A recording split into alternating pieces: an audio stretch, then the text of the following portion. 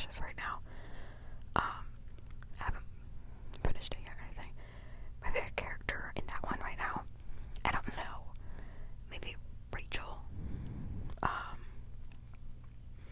don't really care about anyone else so far. So, but the Quarry, my favorite character is Dylan. I love him.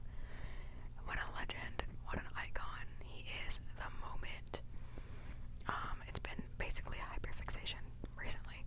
I even went out of my way to make them on The Sims, like the characters, and to make the characters a Spotify playlist for each one of them. Which is kind of sad, but I love it. I don't know. Dylan and Caitlin are my favorites. Emma's iconic. I thought I hated her at first. I didn't hate any of them actually, but I didn't really like her very much. But after replaying 8 times, I'm like, Emma's kind of iconic, like kind of a legend.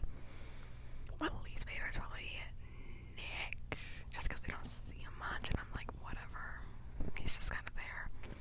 Or Ryan, because Ryan's like,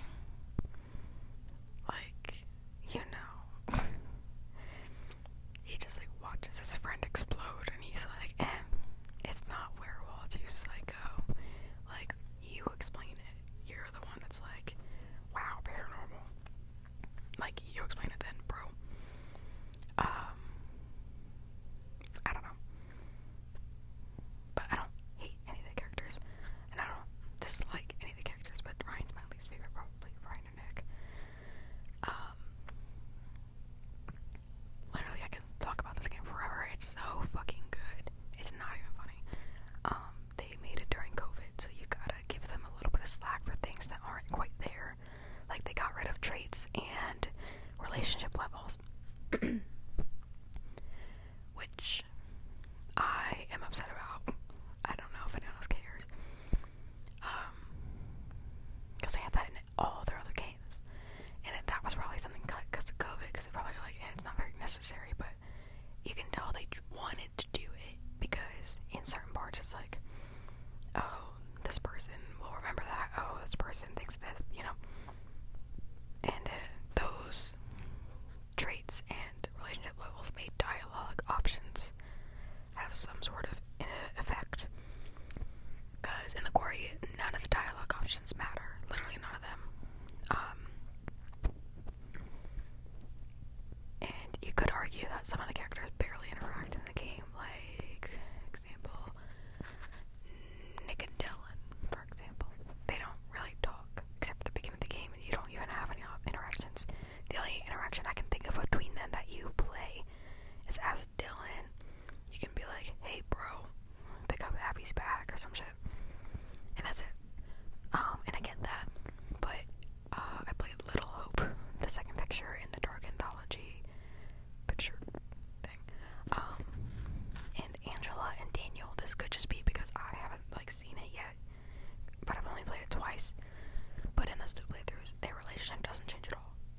That I've seen. I'm not sure if that's accurate, but I haven't seen it. So there's that.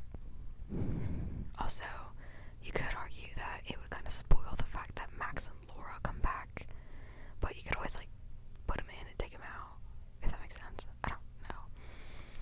I hope they update the game to do something like that, because then it would really up the replayability, because it already has a high replayability in my opinion. Not everyone agrees with me, especially on Reddit. A lot of people don't agree with me, and that's fine. If you want to play it once and sell it, do your thing. But there are like what? There's like a handful of different like main endings, but there's a ton of like secret scenes and all this stuff. Or if you want to get all the achievements, you gotta replay it a handful of times. I gotta say, if you're gonna do that, I would recommend playing the game 3 full times. 1, save everyone. 1, kill everyone. And the last one, there's a achievement called Peanut Butter Butter Pops, and it's so fucking high maintenance and shit. Like the description, it says, don't miss any combat encounters. And you might just be like, oh, bet. Like, that's easy.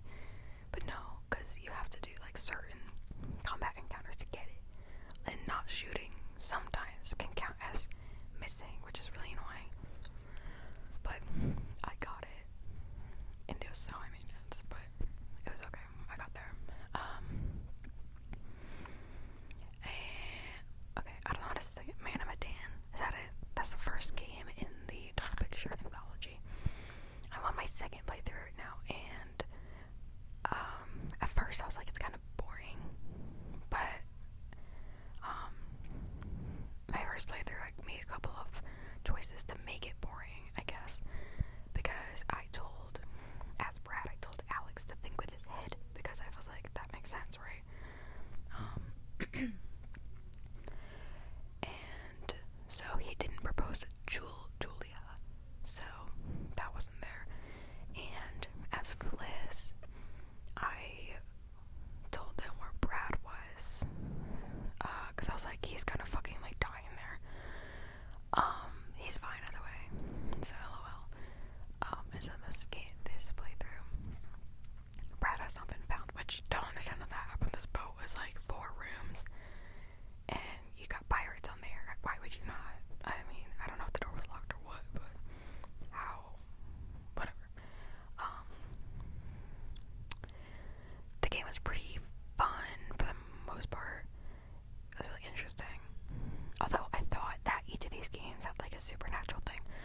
Man of Medan just has like a chemical thing, so everyone is hallucinating, which that is really cool in the sense that when you first play it, like, you think there might be supernatural things, but then it's just like, oh, we're just all kind of high, which I thought that was kind of interesting. But like, some deaths can happen because you think that a character is like a fucking monster with 2 heads, or a rat is coming out of your fucking chest.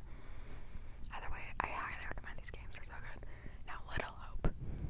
A lot of people say Little Hope is the weakest one out of the 3. I can't say that quite yet because I haven't finished House of Ashes, which a lot of people say House of Ashes is their favorite. So I don't know yet. Right now, Man of Medan is my least favorite, but I still like it.